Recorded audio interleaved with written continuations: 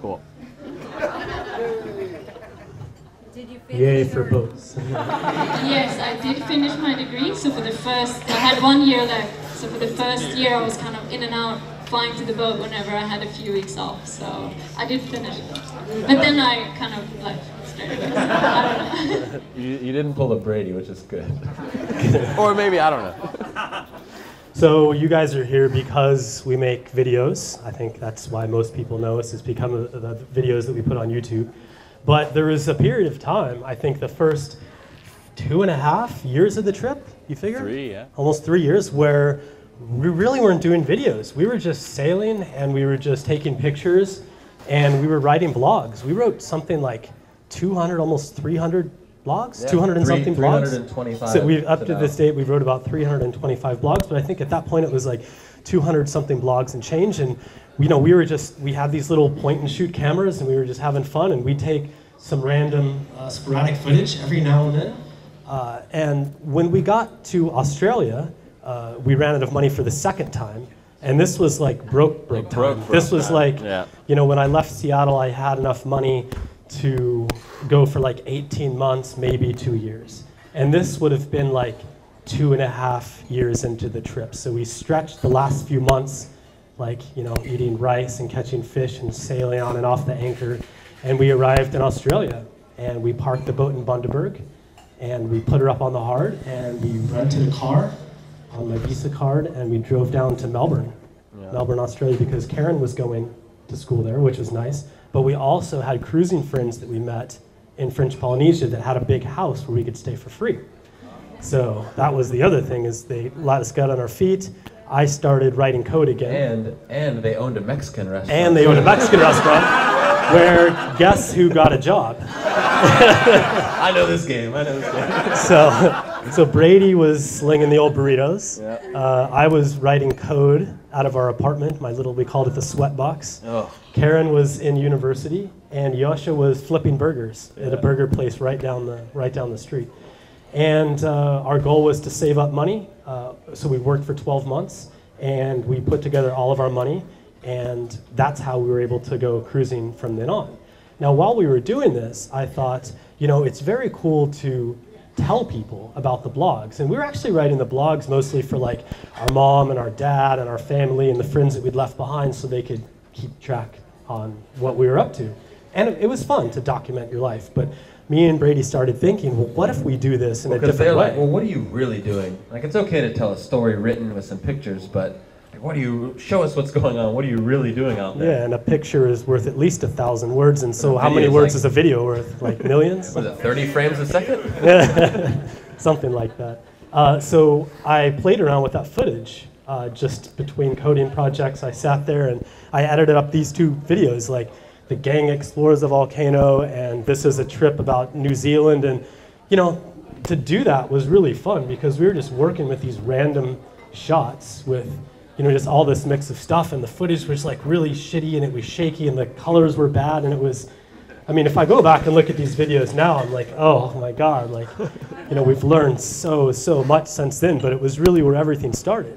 So when we finished working, saving up our money and came back to the boat, we bought a camcorder similar to that one right there, like that little can he's holding up right now. And we said, okay, like, let's try to do this. Let's just film what we do without any planning, without any script or anything like that. We'll just kind of show us sailing and drinking and cursing and swimming and whatever it is we do, and then we'll put it together in a video. And the first one that we did, Brady edited. It was the one where we arrived in Australia and we take the boat off the Hard and we put her in the water, and then we bring a cruising boat to life that's been sitting there for like a year in mothballs. And that was that project, and it was a lot of fun. Yeah. And it went really well, so then we continued doing it. And that was really the start for all of this.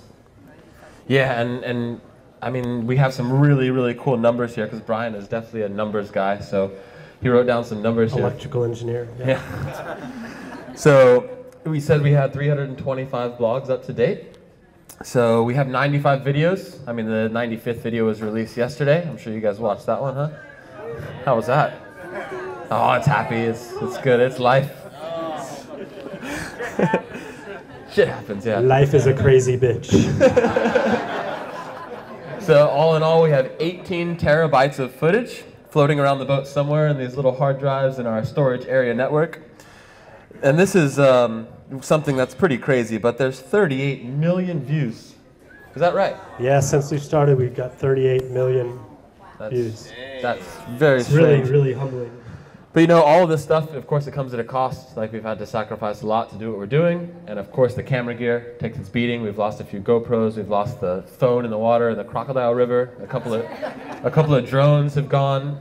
And I think a really important thing to know as well is it's not just us doing it. You know, we've had people on the boat this whole time that have written blogs and have edited videos and that have filmed and helped get the boat to places. So it's not just us, you know, and everybody giving inspiration for us to keep doing what we're doing. And we're very, very proud of how far we've come.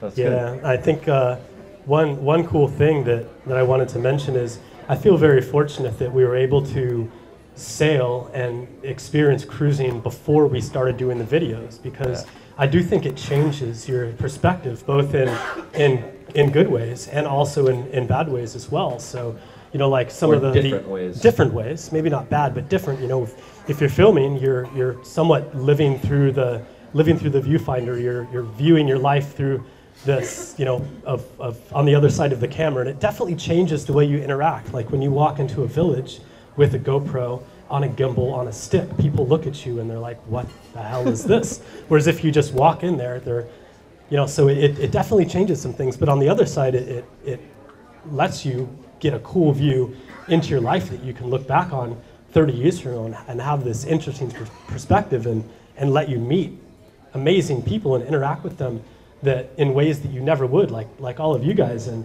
you know, we do a lot of things. Like, we don't really do anything because we're filming, but sometimes we, you know, like you would see a lot of sunsets, but lately we've been doing a lot of time lapses.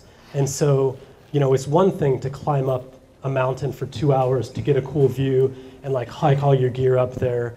But if you have a purpose to do that, which is something that we talked about earlier, like, you know, sailing, I didn't do anything for the first 2 years, 2.5 years. And then after a while, you start to feel like I would like a challenge. There was something, a project that I would like to work on, to challenge me, something that I can build. That's what I enjoy, and I think you guys enjoy that as well. And so to add that to our cruising life, I think has been amazing, and it's really added on that aspect. But I think the trick is to find balance to where, you know, it doesn't take over, it adds to. Yeah, it can't be the whole thing, it has to be the other side.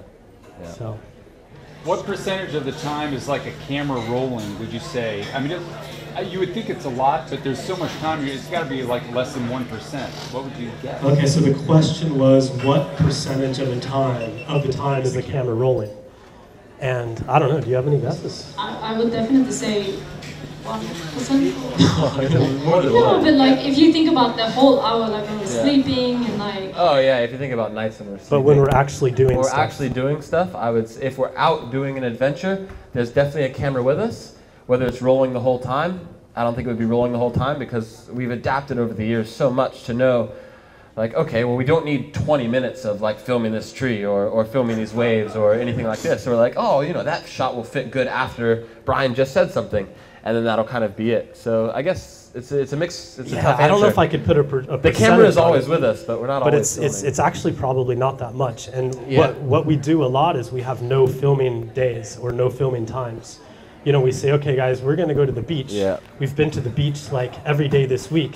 So we're going to bring the camera in case something crazy happens, but we're not necessarily going to film and document every moment, because then it just gets insane. You filmed the same beach yesterday kind of thing. Yeah. Just a follow-up to that question, why are you guys so far behind? Oh, that's a good very question. good question. So the question is, a question a lot of people have. So the question is, why are we so far behind? Because the video that just came out yesterday was from Yosh leaving the boat, which happened the very end of last season. And well, what's your I think there's a few reasons. I think the main reason is editing takes a lot of work. The other reason is sailing the boat, fixing the boat, planning and filming, that's 2 jobs in itself, doing all of those things at once. So when we put editing involved in that, we could easily catch up but we don't want to take away things. You know, we don't want to cut out certain parts that we like, that are cool to the story. We can easily cut them down and just pump videos out, no problem. But it's a very big rule that we have that we only make videos for us, and if we like them, we release them. So we take time with them, and we release them when we want to release them. I also think Where's the Velos right now? Where's what? Where's Velos right now? Durban. Oh, sorry, Delos is in South Africa, in Durban. There you go. I also think it's interesting to think, like, we have been thinking about, okay, how long does a video actually take to make? So when we're out sailing and, you know, we have to move the boat, you have to be awake for night watches and stuff, it takes us about one person can make one video a month. That's how long it takes to make one video. So when it's just having the three of us editing, it's been tough. And we haven't some videos will be like a day, cut down into 20 minutes, and some will be a couple weeks. So when you start doing once a month, you know, you're editing one video a month, it's easy to start backtracking. Yeah, and we do, I think we take a lot of pride in doing all the work on the boat, or, you know, at least ourselves anyway. So, you know, and doing it ourselves, we're able to put as much love and passion as we can into them, which is what's most important to us, but we can't scale. There's only three of us, right? Yeah. I guess the big thing is we don't have a backlog of episodes sitting there waiting No, to be I released. wish. We're editing them now, last night, every yeah. day we're editing them, and they're coming out every week. So I'm gonna, I know you guys have lots of questions. I'm gonna hold the questions for now because we're gonna have an entire question section in just a little while. Yeah. So bear with us for just one listen little to bit. us a bit But I longer. like the direction. I like where this is going. So was there anything, did you guys want to say anything else about this? I think that's good. What? Okay, so I have this little program that I wrote that takes our navigation files and gives us interesting little statistics from them, which I think is cool. That's where, if you saw the first slide where that route of us going from Seattle all the way to Australia came from, that's what generated that. But since we left Seattle, that was 2,648 days ago, which is just over 7 years, I think. So far, we visited 26 countries, 4 continents: North America, Australia, Asia, and Africa. Yeah. So it's been a hell of a trip. We've had 43 different people join us on the boat. So like what Brady said before, it's not just us. There's been 43 people from like 9 different countries, from New Zealand, from Australia, from the Philippines, from South Africa, from Sweden, from, I mean, All over. everywhere. Germany? Germany. We've got a, yeah, it's cool. And you get to meet different people, and everybody adds a little something to the boat, and that's something that we're really actually very proud of. And so far to this date, we've sailed 42,351 nautical miles. The Earth is only, I think it's 21,000 nautical miles, 24,000 regular miles, something like that. So I think we've gone like 1.99 times around the planets, something like that. That's because we've crossed the equator 3 times? We have. We tend to voyage north and south a lot, which isn't so good if you want to do a circumnavigation, but it's a hell of a lot of fun. There's definitely 2 types of sailors out there. There's those that have run aground, and there's those that will. We've actually had 2 scary moments where Delos was on the reef. These are moments where you think like, oh wow, I could lose the boat and I'm going to be shipwrecked here, and stuff is really bad and scary. And we've had 12 what we call love taps, and this may be like maybe you just tied to a mooring a little close to a reef, and you know, the tide goes down and you bump the rudder, or you're looking to get in real good on an anchorage and you smack something and you're able to back away. Like that happens to everybody. It's the scary ones you got to watch out for, and there's one that really stays in my mind. We were in the Solomon Islands, and we were there with the intention of diving. So we'd been diving World War II wrecks because Guadalcanal is there, Iron Bottom Sound is there, and we were there for 2 months, I think, just diving. And we were diving this wreck called the Toa Maru, which was a Japanese cargo ship, and it was in about 150 feet of water. So it was about 50 meters. It was deep. And in order to dive this wreck, we were moving Delos from the safe anchorage where we'd spend the night a few miles around the corner and anchor right next to the wreck so that we could dive off the boat. And the weather had been beautiful all week. There'd been no wind, there'd been no waves, like everything was very chill. And one day, me and our friend Paul, who was on the boat, who joined us in New Zealand, were on the boat. We had just finished diving and we were filling tanks. Brady and Yosha were down diving. And this squall just came up over the island out of nowhere, 40 knots, started blowing the cushions, the dive tanks, all the dive gear everywhere. Me and Paul were running around like madmen to try and get everything under control. And Delos started dragging. And there was nothing we could do. Like, I jumped in the driver's seat, I started the engine, I had her in gear, and by the time that happened, I felt this like just shudder. And the boat drove back and hit the rudder on the reef behind us, on a lee shore. And the wind was building, the waves were building. She turned sideways to the reef and then started getting pushed across the reef like that and dragged across the reef. And that's the moment where I was like, oh, this is it. The trip ends here. Just another story, right? Yeah, now you're an article. Yeah, we made it, man. We, you know, The our story's friend, coming, man. The story's coming. our friend Paul, he's a brave guy, and he put on a mask and his fins. He jumped overboard and he said, you know what, I think we can drive off this thing. So, you know, as the waves were coming in, the boat was being lifted up and smashed down because they were pretty big waves, you know. We cranked the throttle up, I put the bow thruster down, and every time a wave came, I'd hit the thruster and gun the throttle. And eventually we were able to get and come in on the anchor chain as well. So those three things. And we were able to get her turned around, and then a wave came, and we just started going.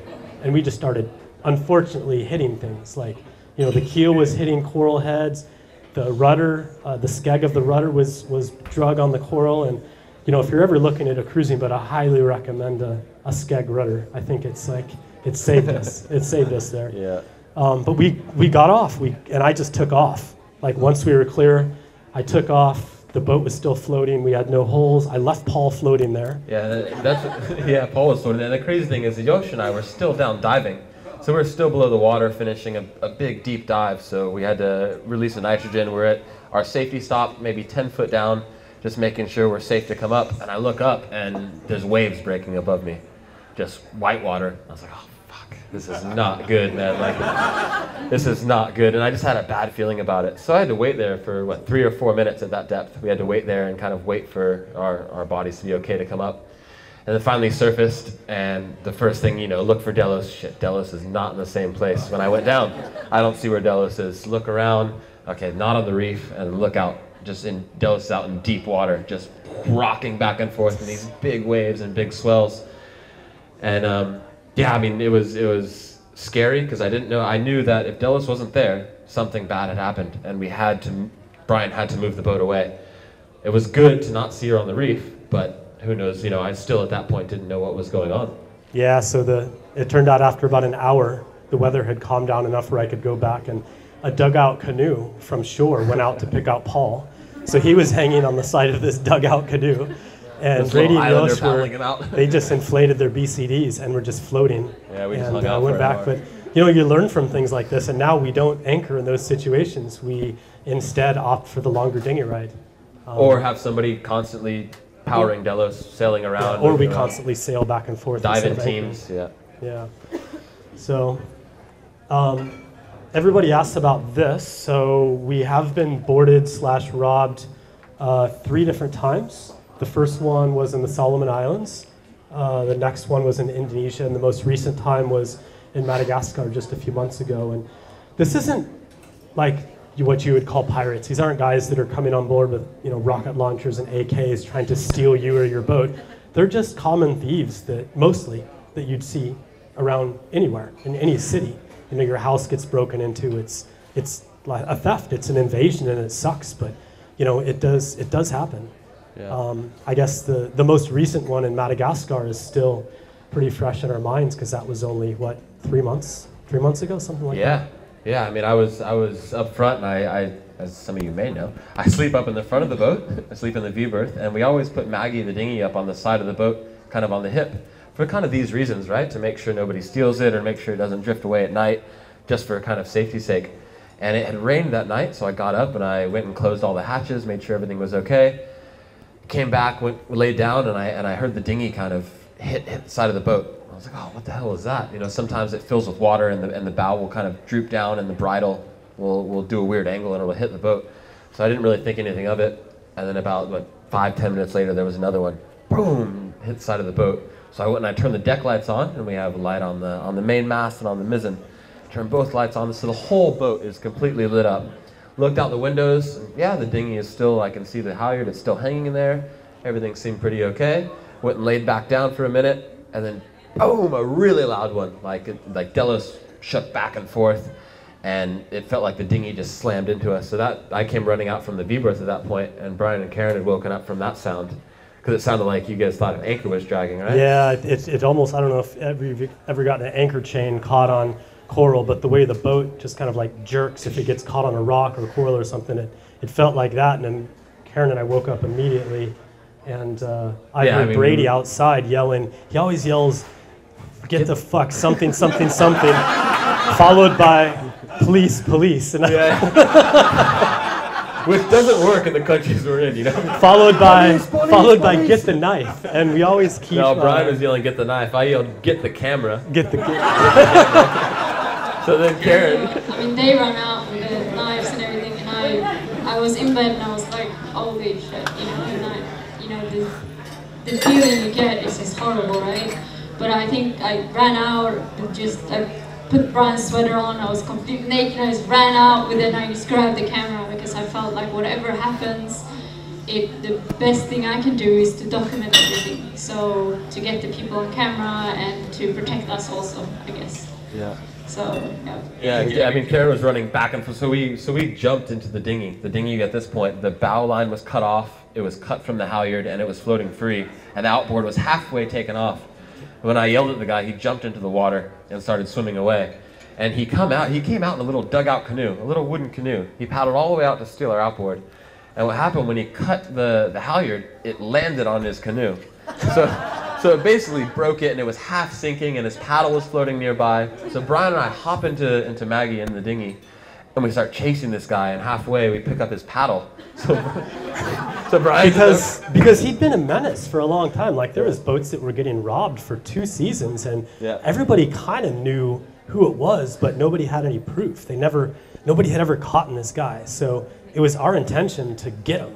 Like, we wanted to get him, and we wanted to capture him. And on camera or whatever. Yeah. We just wanted to get him. I mean, I think we wanted to take him into the security guards or the police or something. Who knows what they would We weren't thinking so straight. We weren't thinking so straight. But so I was driving at this guy, pitch black, still raining, and Brian's in the front of Maggie with a paddle, just trying to hit this guy in the head, and he would dive down, and then we'd see him pop up, and I'd race at him again, and then he'd dive down. And he was a good swimmer. He was excellent, and he was swimming from one side of the boat to the other. He'd go under the keel, and this whole time, Karen and our other crew contest winners, Greg and Cheyenne, they were on board. So they're yelling, "Oh, he's over here, he's over here!" And Karen would run to the other side of the boat with the camera and film. And we thought eventually, if we did this long enough, he would get tired and give up. And we could pull him in the dinghy. But he never did. He never got tired. He swam away. We have a video of that. We do, absolutely. So you guys want to see some footage of that? So we videoed this, and what we ended up doing is he got away. He got to the shore and he escaped. We were not able to capture this guy. Yeah. And he was a good diver, like I said. He was an amazing swimmer. But we took this video, we put together a few snapshots of it, and then we put it on a tablet, and we took it into the shore. And we showed it to everybody, and everybody's like, I know this guy. I know this guy. And, okay, so we'll show you that. Let's show the video. This is what we took to the people at this is Madagascar, yeah.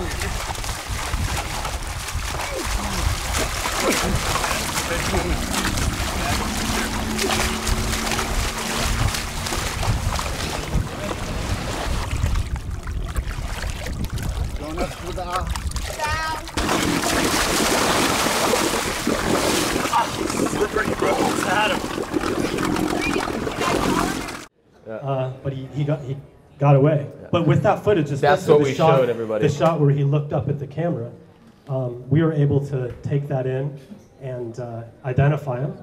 And we had a buddy who had what was a His uncle worked at the police station. Yeah, so which everything's the connected. police in right? Madagascar, it's funny. It's not like here where you'd go to the police and file out a report and then they'd come and arrest somebody. It's more of one of these things. Well, what do you want us to do about it?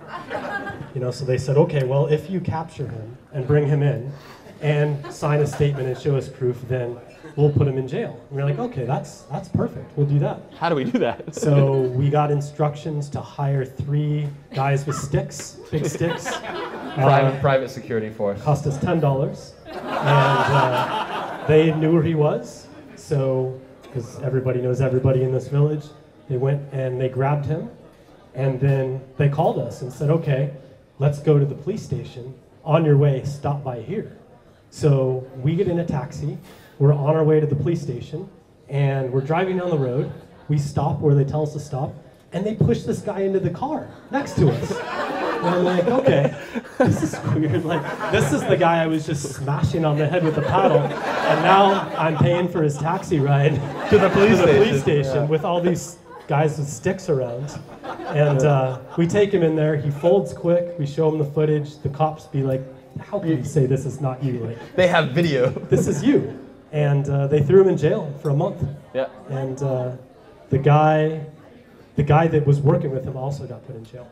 Yeah, so it's a good story. And so I think the main thing about that is these guys were the one problem in Madagascar, in the area we were in, out of like tens of thousands of people that lived in the area. So it's just like here, you leave your windows open or you leave your car unlocked, stuff will get stolen. It's kind of like that. They see a big boat pull up and they want to come out and try and make a living for their, he had a wife and he had a kid and all kinds of things. So it's not in any way dangerous or we felt threatened at all. It was just sad because you don't want to just ruin sad, yeah. the rep. Because what happened is, when these guys started stealing stuff, all the cruisers stopped coming. And all of the businesses and the restaurants and the marinas depended on the boats to come in there and have beers and buy, burgers and pizzas and eat. And so everybody hated this guy because he was ruining everybody's business and scaring everybody away, but nobody could do anything about it. Until we got the video. Yeah, until we got the video. Good thing we were filming. Thank you, Carrie. Yeah, good camera work, Kaza.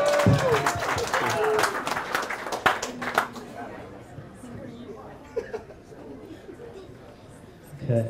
Okay. Come on, Windows. Is everybody okay? Does anybody need? Hey, can we have a shout out for this? Hey, look at this guy on the outside. Gonna come in. Oh, you're good. Is that your Uber guy? No, he's good. We were in Darwin, Australia, which is, at the end of the beginning of the season to move into Asia. That's where all the boats coming across the Pacific congregate. They're all in Darwin getting ready to go to Indonesia. So you go out into the anchorage and there is hundreds and hundreds of immigrants. Beer break. Beer break. There you go.